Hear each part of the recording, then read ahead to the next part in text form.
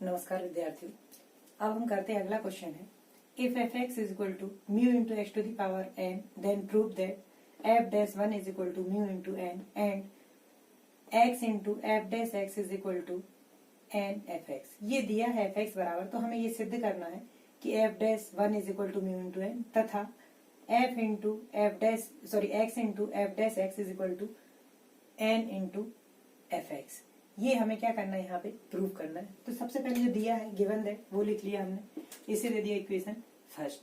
आप क्या कर देंगे, differentiate with respect to X. तो हम बोथ दी साइड हम क्या कर देंगे, एक्स के सापेक्ष अवकलन कर देंगे या डिफरेंशिएशन कर देंगे।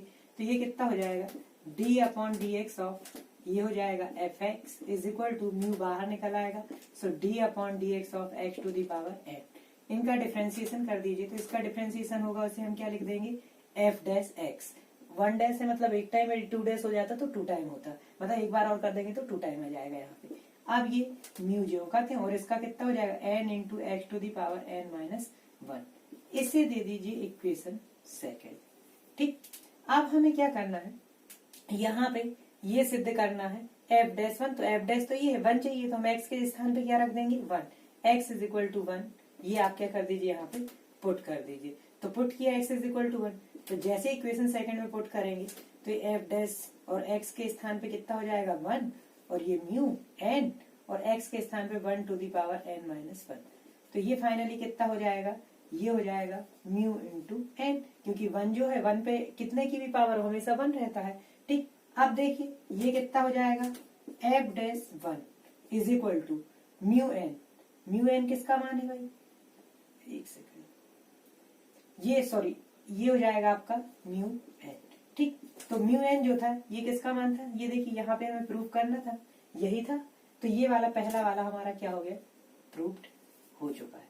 अब हमें क्या सिद्ध करना है, ये प्रूव करना है। तो देखिए यहाँ पे क्या है, x into F dash x. तो ये एफ डैश एक्स और ये एफ डैश एक्स, ये दोनों तो सेम है, लेकिन यहाँ पे क्या नहीं है, एक्स की कमी है। तो हम क्या करते थे, बोथ दी साइड में एक्स का इंटू कर देते हैं। ठीक, तो यहाँ पे क्या कर देंगे, x इंटू इक्वेशन टू।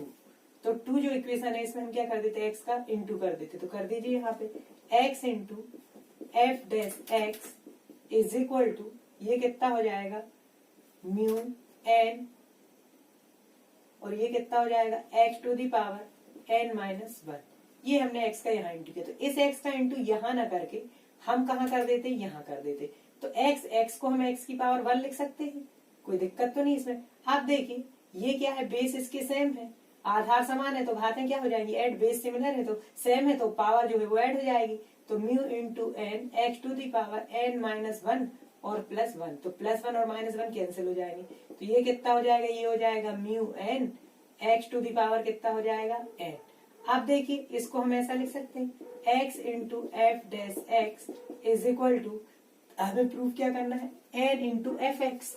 अब देखिए एफ एक्स का मान कितना है, mu into X to the power N. तो इसको और इसको साथ में लिख देते, यहाँ लिख दिया n mu into X to the power N.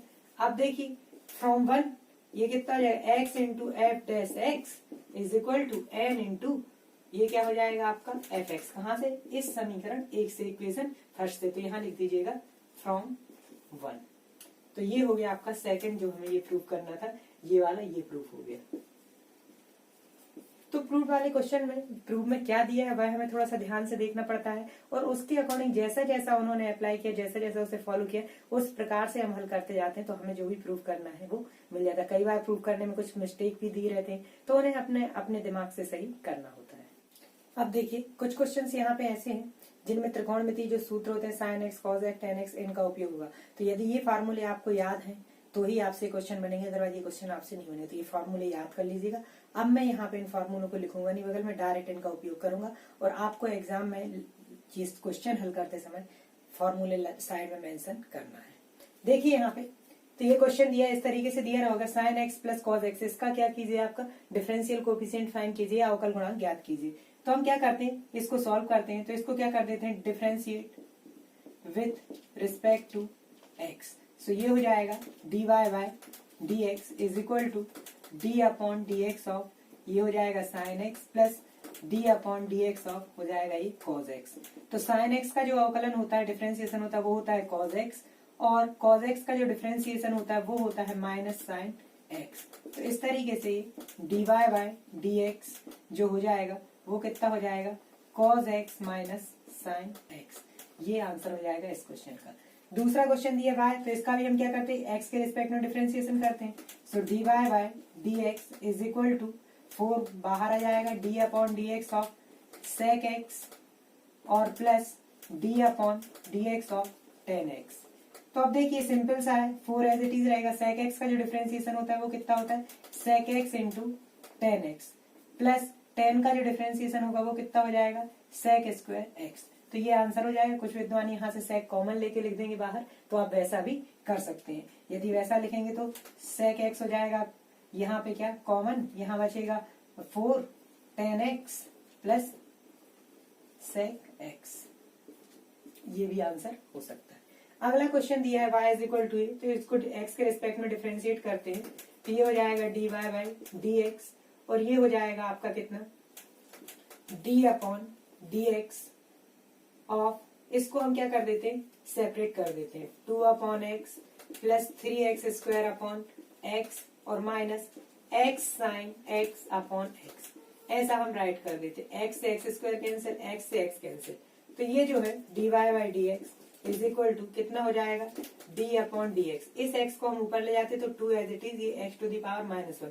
तो ये 2 कांस्टेंट है तो इसको लिख लीजिएगा सामने, प्लस यहाँ पे कितना हो जाएगा, 3 कांस्टेंट है तो इसको लिख दीजिएगा बाहर, d upon D X of x। ये कितना हो जाएगा इस तरीके से, और माइनस ये हो जाएगा कितना, d upon D X of sine x.